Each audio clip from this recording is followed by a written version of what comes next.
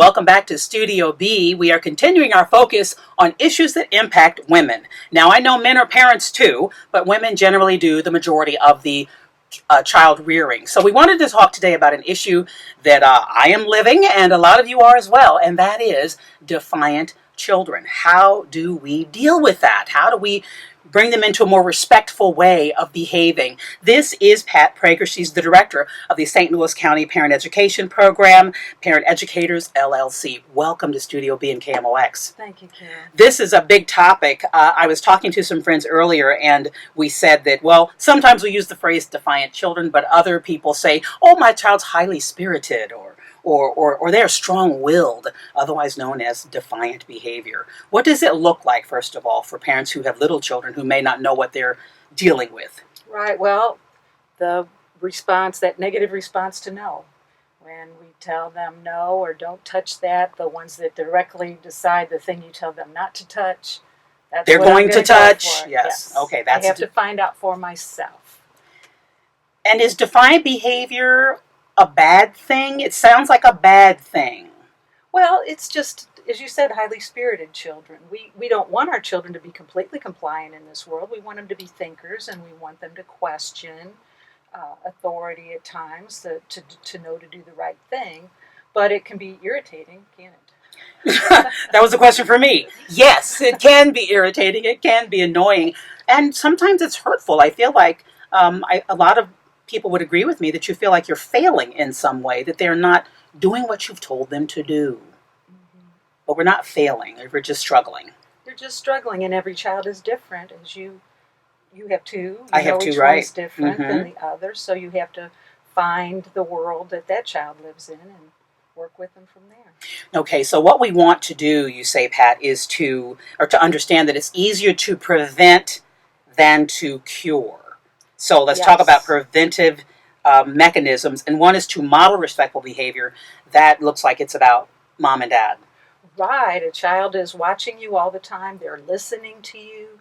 Even if you tell them to be respectful, but they hear you speaking disrespectfully about other people, that's the behavior they'll model. They're watching you, how you interact with the wait staff in a restaurant. They're watching how you interact with the boss, not just being respectful to the boss, but also to the custodian. Those things impact children, that they realize that everybody's important. I see a lot of that when I'm in line anywhere, whether you are at Target or the grocery store, at Deerbergs or Schnucks. I see that in line. Parents or grandparents with kids who are being short with the checkout man or woman. That's right. They notice it if you take the time to say, how are you, to a person, that you're personalizing it. This isn't just a nothing standing there before you. This is a person. And so recognizing that can really help your children to appreciate other people. One of the things you say as well, you mentioned I have two kids, they're 15 and 19, two boys, is that we should start young. And I remember reading that what you see in your toddler is what you may see as in the teenager. And so we need to start young with them. What do we need to do when they're two? Well, you want to tell them yes all the time when they're little. You and do. When they get frustrated, you want them to not be frustrated. So we want to say yes. We want to let them have their way. But it's really important to direct them, to teach them, and to understand that word discipline doesn't mean punish. It means to teach. You're constantly teaching your children how to behave in this world so that they'll be functioning citizens someday. You don't want to create a monster that was this darling little child when they were 3.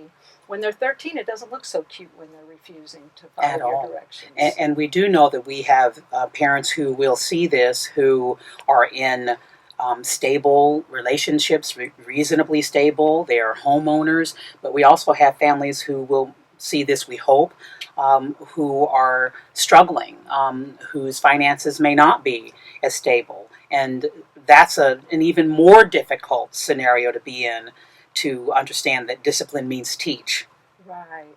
And helping the children to know that they can't have everything that they want, but they can have some things, and they can have your time. because time just means so much to children. Okay. Now, as I mentioned, I have teenagers, and that's a whole nother story. It is. That's a whole nother story. And it's important to let children know what they can do. For example, when they're little, you can't hit your friend, but you can go sit by yourself and sulk for a little while when you're mad. That's okay. Yes. Now, that's an important, let's say that again. It's okay to let your children sulk. Yes. Just let them go into a room and sit by yourself. That's okay. You can do that for a little while. Even as a teenager? Well, as a teenager, you might let them know, no, you can't curse me out. Well, but yeah. But you can go in your room and think bad thoughts for a while and be mad. But as soon as you speak and act, then you're responsible for the consequences. I remember reading a great description of boys and girls as teens, that you'll always know what your daughter thinks because she will be running through the house, slamming doors and screaming it at you. But you won't necessarily know what your son thinks because he's not going to say anything. But there's still there's still some defiant behavior we see in teens who may or may not be vocal about it. Right, yes. So do we help them all in the same way, whether she's screaming and you closing doors or whether he's quiet about it? Well, no, I guess every child would be Every child's different? Yeah. Sure. So the main thing is that you want them to behave in a respectful way toward you as well as toward others when you're not watching. So I think it's important to, first of all, not be afraid to embarrass your children in front of their friends. That's a really important I find joy in that, actually. So, okay. But some parents don't correct their child. Their child is belligerent to them in front of their friends. And a parent is like, oh, well, I don't want to embarrass them in front of their friends, so I won't say anything till later. Well, no. There's a greater goal here. So you tell them later, oh, well, that wasn't very nice. Well, that just goes right over their heads. You've missed the moment. Right. So you catch them in the moment. I won't embarrass you in front of your friends when you behave properly. So we do have actual hostility. And we go back to teens, and whether it is a 5-year-old or a 6-year-old who has temper tantrums, we need to address hostility and separate that from, okay, they're having a little mood swing.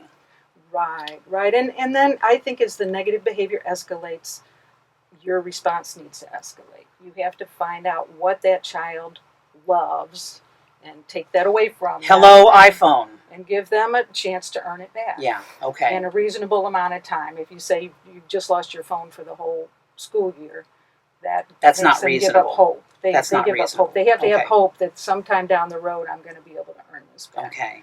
Or each day that you do what you're supposed to do, you can have your phone back. But if not, you don't have it. This is a difficult one for some parents who may not have grown up with compliments, who may not have grown up with the kind of encouragement that we're going to ask them to give. That is hard, but you'll be very surprised at the response you'll get if your child has been acting up and carrying on and you send them to their room, and then you go in to have that conversation with them to kind of debrief after that bad moment. That's the time to say, you know what, it was completely out of hand and unacceptable, but I appreciate that right now you're sitting quietly and you're looking at me. And so you find some little compliment, and you'll watch your child kind of, oh yeah, that they notice that you still love them, so that they feel the love despite the fact that they're being corrected. The bottom line is here, all is not lost if you have a strong-willed, highly spirited, or defiant child. All is not lost. Pat, thank you so much for joining us on Studio B. You're very welcome. We're going to have some contact information of how you can get a hold of her, and we'll put these tips on the website as well. More Studio B coming up at KMOX.com.